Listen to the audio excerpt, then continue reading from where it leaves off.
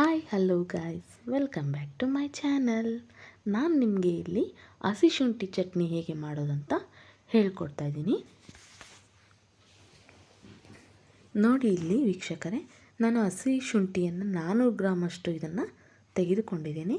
ಇದನ್ನು ಚೆನ್ನಾಗಿ ನೀರಿನಲ್ಲಿ ಅದ್ದಿ ಇಟ್ಟು ಇದನ್ನು ನಾವು ಸಿಪ್ಪೆಯನ್ನು ಕೂಡ ನೀಟಾಗಿ ತೆಗೆದುಕೊಳ್ಕೋಬೇಕು. ಸೊ ಇದನ್ನು ಒಂದು ಕಾಟನ್ ಬಟ್ಟೆಯಲ್ಲಿ ಹಾಕಿ ಇದರ ನೀರಿನ ಅಂಶ ಸ್ವಲ್ಪ ಡ್ರೈ ಆಗಬೇಕು. ಸೊ ಅಲ್ಲಿವರೆಗೂ ಇಟ್ಕೊಳ್ಳಿ.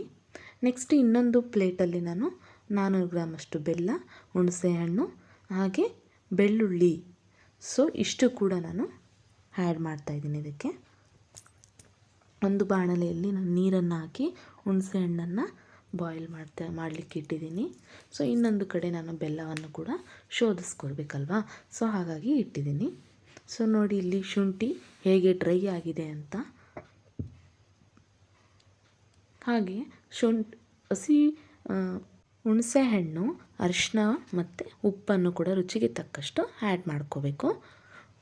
ಸೊ ಇದಕ್ಕೆ ನಾವು ನೋಡಿ ಬೆಲ್ಲವನ್ನು ನಾನು ಇದಕ್ಕೆ ಶೋಧಿಸ್ಕೊಂಡು ಇದರ ಹುಣಸೆಹಣ್ಣಿನ ನೀರಿನ ಅಂಶ, ಬೆಲ್ಲದ ನೀರೇನು ಹಾಕಿದ್ದೀನಲ್ವ, ಸೊ ಅದು ಕಡಿಮೆ ಆಗೋವರೆಗೂ ಕುದೀತಾ ಇರಬೇಕು. ಇನ್ನೊಂದು ಸೈಡ್ ನಾನು ಶುಂಠಿಯನ್ನು ನಾನು ಜಜ್ಜಿಟ್ಕೊಂಡಿದ್ದೀನಿ. ನೋಡಿ ನೀರಿನ ಅಂಶ ಕಡಿಮೆ ಆಗ್ತಾ ಹೋಗಬೇಕು. ಸೊ ಇನ್ನೊಂದು ಕಡೆ ನಾನು ಶುಂಠಿ, ಬೆಳ್ಳುಳ್ಳಿ ಇದನ್ನೆಲ್ಲ ಕೂಡ ನಾನು ರುಬ್ಬಿಟ್ಕೋತಾ ಇದ್ದೀನಿ. ಇದಕ್ಕೆ ರುಚಿಗೆ ತಕ್ಕಷ್ಟು ಬೇಕಾದಂತಹ ಖಾರದ ಪುಡಿಯನ್ನು ಕೂಡ ನಾವು ಆ್ಯಡ್ ಮಾಡ್ಕೋತಾ ಇದ್ದೀವಿ. ಸೊ ಗೈಸ್ ನೋಡಿ ಹೇಗೆ ನೀರಿನ ಅಂಶ ಕಡಿಮೆ ಆಗಿಬಿಟ್ಟು ಇದನ್ನು ತಣ್ಣಗೆ ಮಾಡೋದಕ್ಕೆ ನಾವು ಇಟ್ಕೋಬೇಕು. ಸೊ ಇದು ಒಂದು ಮೇಣದ ಥರ ಅಷ್ಟು ಗಟ್ಟಿಯಾಗಿ ಬರಬೇಕು. ಫುಲ್ಲು ನೀರಿನ ಅಂಶ ಡ್ರೈ ಆಗಬೇಕಿದ್ರು, ಇಲ್ಲ ಅಂದರೆ ಶುಂಠಿ ಅದು ಚಟ್ನಿ ಏನಿರುತ್ತಲ್ವ ಅದು ಬಾಳಿಕೆ ಬರೋದಿಲ್ಲ.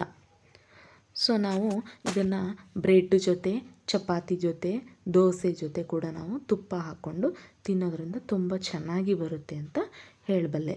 ಫ್ರಿಜ್ನಲ್ಲೇ ಇಡ್ಬೋದು, ಬಟ್ ಅಷ್ಟು ಕಾಲ ಬರೋದಿಲ್ಲ ಇದು. ನೋಡಿ ಇಲ್ಲಿ ಇದೆಲ್ಲ ನಾನು ಖಾರದ ಪುಡಿ ಮತ್ತು ಅದೇನು ರುಬ್ಬಿಟ್ಕೊಂಡಿದ್ನಲ್ವ ಶುಂಠಿ ಮತ್ತು ಬೆಳ್ಳುಳ್ಳಿಯನ್ನು ಇದ್ರ ಜೊತೆನೇ ನಾನು ಆ್ಯಡ್ ಮಾಡ್ತಾಯಿದ್ದೀನಿ. ಆ್ಯಡ್ ಮಾಡಿ ಮತ್ತೊಂದು ಸಾರಿ ನಾನು ಇದನ್ನು ರುಬ್ಕೋಬೇಕು. ಏಕೆಂದರೆ ಇದು ಅಷ್ಟು ಸಾಫ್ಟಾಗಿ ಬಂದಿಲ್ಲ, ನಾರು ಥರ ಬಂದಿದೆ. ಸೊ ಹಾಗಾಗಿ ನಾನು ಮತ್ತೊಂದು ಸಾರಿ ರುಬ್ಕೊಳ್ಳೋದ್ರಿಂದ ತುಂಬ ರೆಡ್ಡಾಗಿ ಬರುತ್ತೆ. ಇದು ನೋಡಿ ಹೇಗೆ ಬಂದಿದೆ.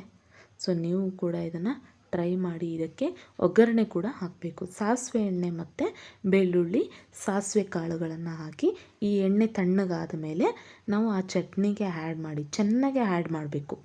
ಸೊ ಆ್ಯಡ್ ಮಾಡೋದ್ರಿಂದ, ಮಿಕ್ಸ್ ಮಾಡೋದ್ರಿಂದ ನಮಗೆ ಚಟ್ನಿ ಕೂಡ ನಾವು ಜಾಸ್ತಿ ಅಂದರೆ ನಾವು ಫ್ರಿಜ್ಜಲ್ಲಿ ಇಡೋದಕ್ಕಿಂತ ಆಚೆನೇ ಒಂದು ಗ್ಲಾಸಲ್ಲಿ ಹಾಕಿ ಗಾಳಿ ಆಡೋ ಜಾಗದಲ್ಲಿ ಇಟ್ಟರೆ ನಮಗೆ ಇದು ತುಂಬಾ ಚೆನ್ನಾಗಿ ಬರುತ್ತೆ. ಟೇಸ್ಟ್ ಕೂಡ ತುಂಬ ಚೆನ್ನಾಗಿ ಬರುತ್ತೆ ಗೈಸ್. ಯಾರಿಗೆಲ್ಲ ಇಷ್ಟ ಆಗಿದೆಯೋ ಅವರು ಕೂಡ ನೀವು ಟೇಸ್ಟ್ ಮಾಡಿ ಕಮೆಂಟ್ ಮಾಡಿ.